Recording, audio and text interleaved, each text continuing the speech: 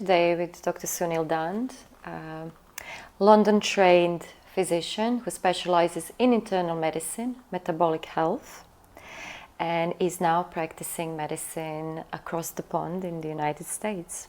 Welcome to Wellness TV News. Thank you. It is an honor to be here. Great to speak to you today. Would you mind telling a few more words about your background and about your journey?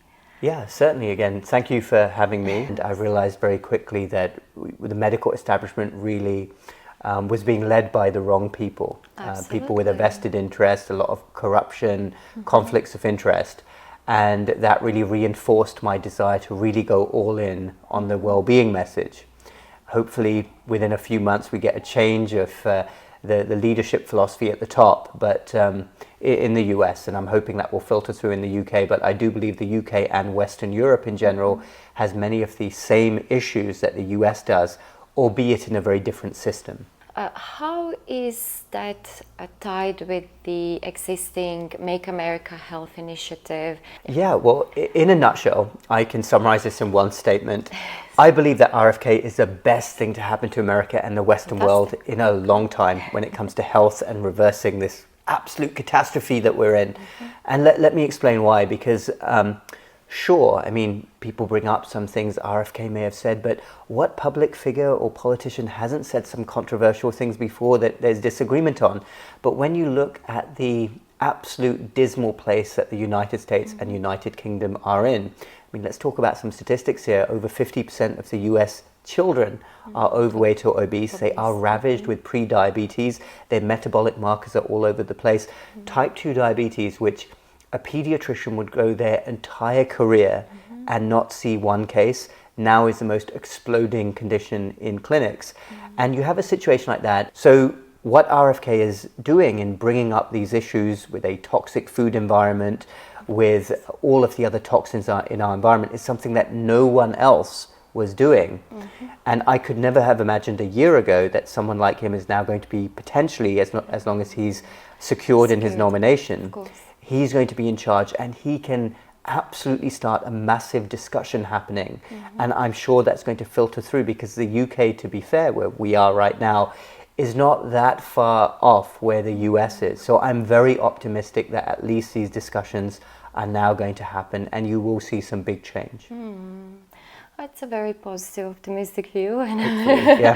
How would you think these Make America Healthy changes will impact the role globally in the UK market, and in terms of achieving positive patients and healthcare outcomes? I think in general there is a way that the world has operated for the last 100 years, where anything that happens in the US quickly filters through to Western Europe and then the rest of the world. We've seen this with absolutely every movement, whether it's a business-like movement, like people using technology, to cultural movements, like these movements that have started over the last 30 years have usually always started in the US, some unfortunately not so good.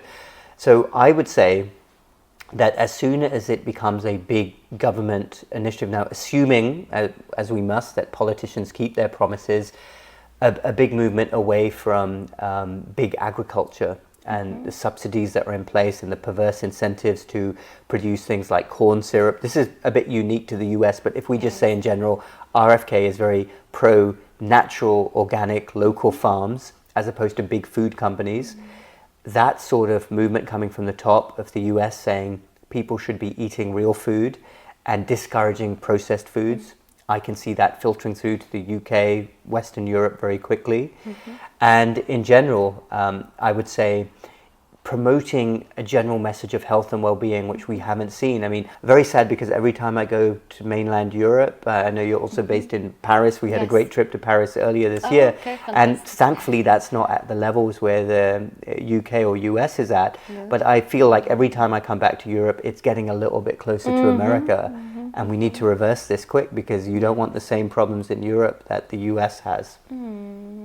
Some would say we're kind of being naive in expecting that the Kennedy and the Maha team will actually have a positive net effect on the lifestyle and well-being. What's your view? I agree that one should always be skeptical of a politician. Healthy skepticism. Absolutely, never assume anything. Politicians are not known for being honest or keeping their promises. But if ever there was a time to feel optimistic, it would be now. Now, maybe we revisit this in a year and interview again, and things are not as we thought. Absolutely, and I think it's good to have that. But from everything I'm seeing now with online discussions and the way that everybody's talking, I'm seeing some really positive discussions, because America, I mean, I don't know the last time you came to the US, but you have to see it to believe it. The state of adults and children. I mean, I live in a low obesity state, but it's horrifying to me when I go to even the grocery store and see young kids who are visibly, they're very overweight, and this isn't a cosmetic issue. These kids are going to have pre-diabetes in a few years, and then they're going to get very sick. This is a medical issue here, and it's a true emergency. Been quite outspoken on the matters of corruption in this sort of pharmacological arena. You are a signatory to the Hope Accord petition. It's basically a petition seeking to investigate. The Hope Accord was conceived by a group of doctors, of which I'm actually personal friends with many at the top, including a superb doctor who works in the UK called Dr Timothy Kelly.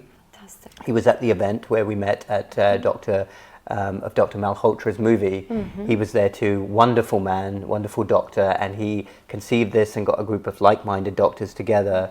And basically what we are calling for is a full investigation, because we already know the efficacy is not particularly good. That's kind of an understatement. And all we're calling for is transparency and honesty. And we're calling for an acknowledgement for the many people, which I know many, who have been harmed by these, as you said, tens of thousands of people, of which many are doctors, have already signed it.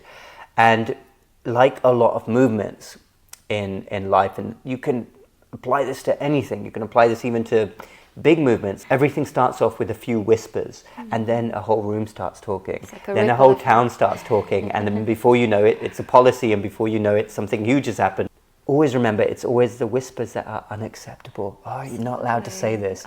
And then more and more people start talking. Everything starts off like that. It's human nature. And I'm pretty confident in a few years people will look back and say, were you actually reading papers? Were you looking at research and data? There is a huge issue in the UK, and I'm not sure what's the status in America, but here a lot of doctors and healthcare professionals are afraid to speak up and afraid to jeopardize their existing position with NHS, afraid to lose their jobs.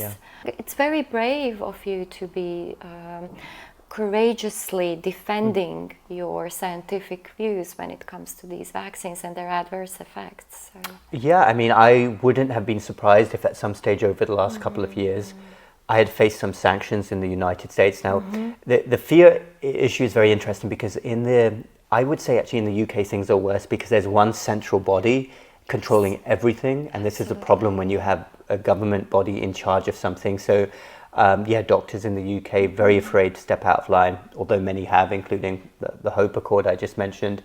In the US, it's a little bit different. So the thing that protects us a lot of time in the US with many different issues is the Constitution. Thank God the founding fathers were very smart how they designed the Constitution, so that it was very difficult to have complete control over the country. Every state is slightly different, and so on and so forth. So if you lose your license in one state, you can go to a state next door that will accept you. And it's really difficult in the US, more so than the UK, to come after somebody for something they're saying in public away from their job, because the right to free speech is so ingrained into the culture there that you can speak up.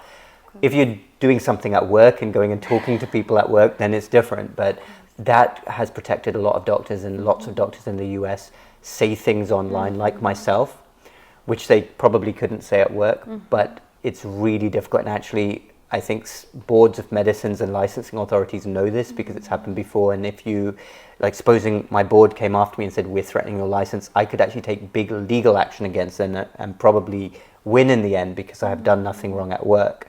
So even given that, I still think that there is an environment within medicine which is very much about following whatever you're told, and this is ingrained in students from the very beginning.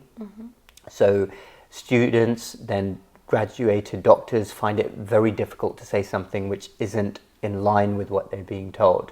So as a whole, no matter where you are, the medical profession will be kept in check by their authorities. That's a brilliant point, and which leads us to the documentary we both attended.